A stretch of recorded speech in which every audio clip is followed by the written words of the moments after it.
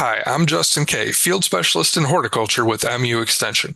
I'd like to tell you about an upcoming event we have on integrated pest management and also go over some basic IPM principles that we'll expand upon at the workshop. Our upcoming workshop is for small farmers, and we'll learn some of the basic IPM strategies and principles to control major pests. We'll also do a field walk where we'll demonstrate scouting and pest identification techniques. MU and LU extension entomologists and pathologists will be at the event to answer all of your questions. The event will be held August 25th from 6 to 8 p.m. at Earth Dance Organic Farm School in St. Louis, Missouri. The cost is $10, and you can learn more and register today with the link in the video description. Now I'd like to take a few moments to go over some basic IPM principles. IPM involves the management of diseases, insects and mites, and weeds. The most problematic things that we get questions about are diseases and insects and mites, although weeds can also be equally problematic in both vegetable and perennial fruit crops. When we think about IPM, we think about a pyramid. At the base of that pyramid is prevention, followed by monitoring and control. When we think about prevention, we have a lot of different strategies that we can use to prevent pests. So those could be research and record keeping, crop rotation, row covers, use of resistant varieties, manipulating the planting schedule, use of trap crops, and insectary plants.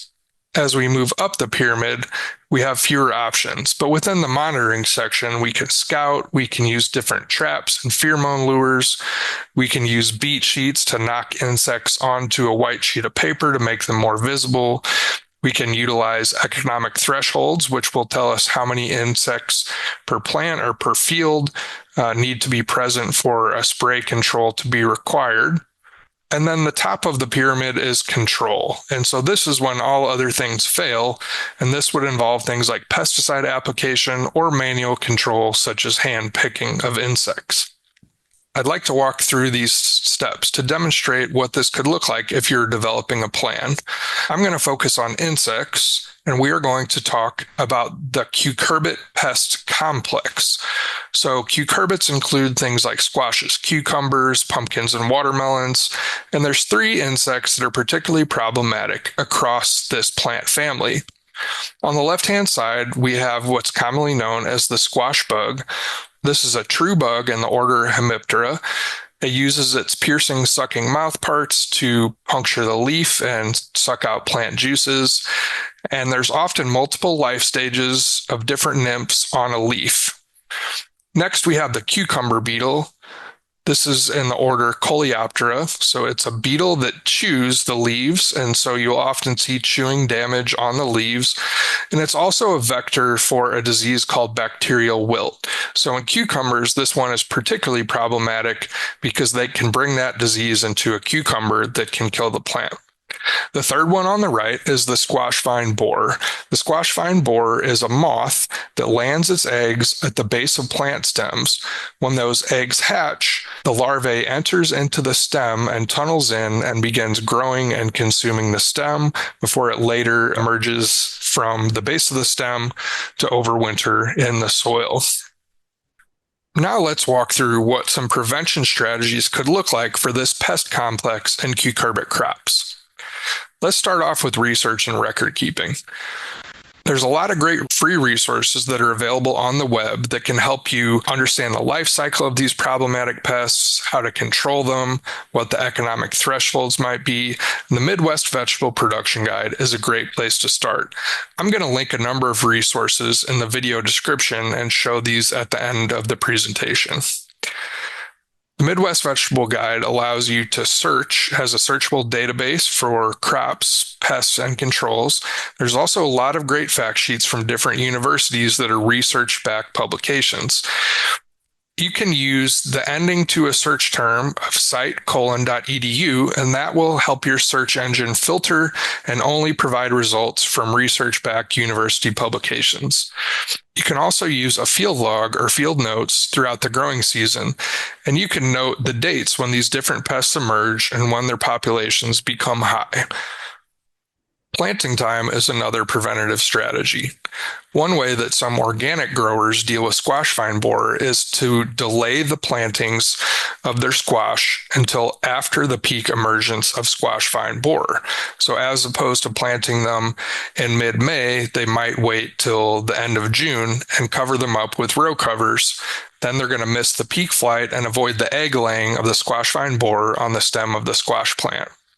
Row covers are another great preventative strategy.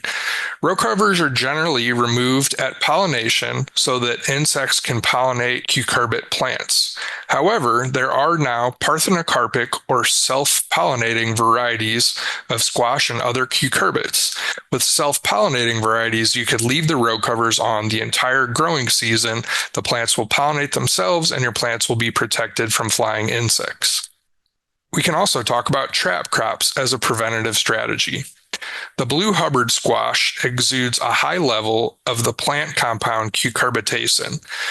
This plant volatile is what allows cucurbit insects to locate the plant. It's like a scent that the plant gives off that insects can sense.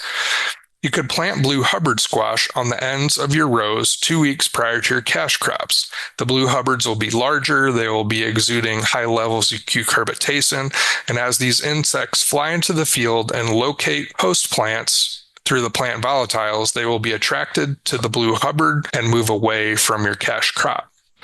Let's talk about some monitoring strategies for this pest complex. Yellow sticky cards are a monitoring tool that can be used in the field and in greenhouses. Cucumber beetles are highly attracted to the color yellow. Yellow sticky traps could be placed in a patch of cucurbit plants. This would allow you to see when the cucumber beetles begin entering the field and when you might want to start monitoring for economic thresholds to determine if a spray control is needed. Another option to monitor, in this example, squash vine borer, would be a pheromone lure.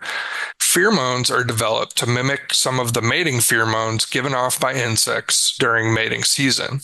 Squash vine borer pheromone lures are available, and these could be connected to a trap to measure the emergence and peak flight of squash vine borer.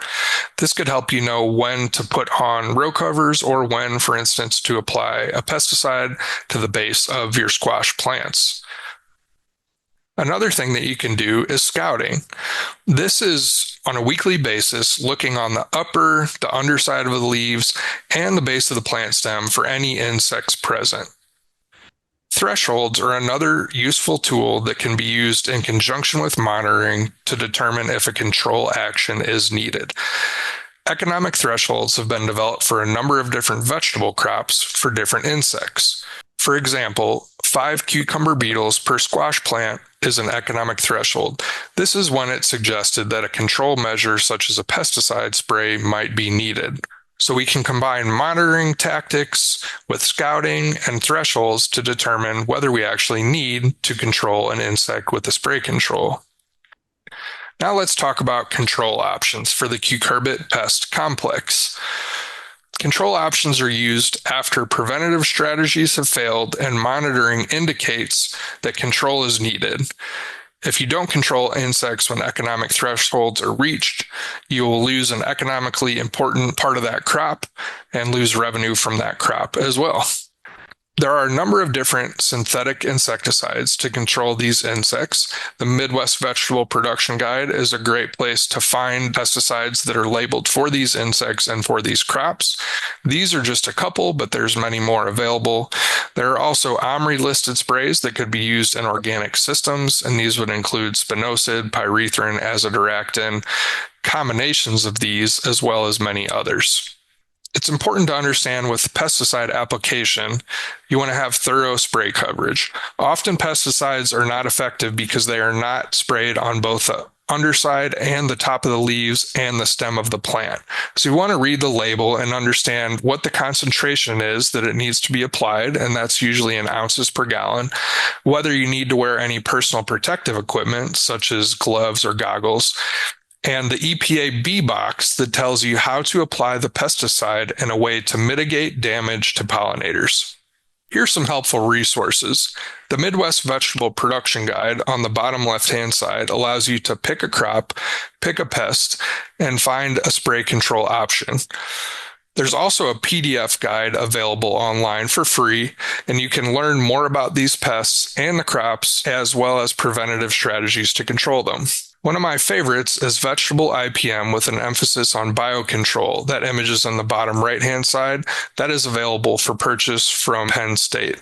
There's also a lot of university fact sheets and publications with helpful information on the cucurbit pest complex, as well as insect and diseases that affect a wide variety of fruit and vegetable crops. Once again, you'll search your search term followed by site:/.edu, and that will filter and give you only university research-backed publications. And as an example, Lincoln University has a great fact sheet on trap cropping to control cucumber beetles and squash bugs.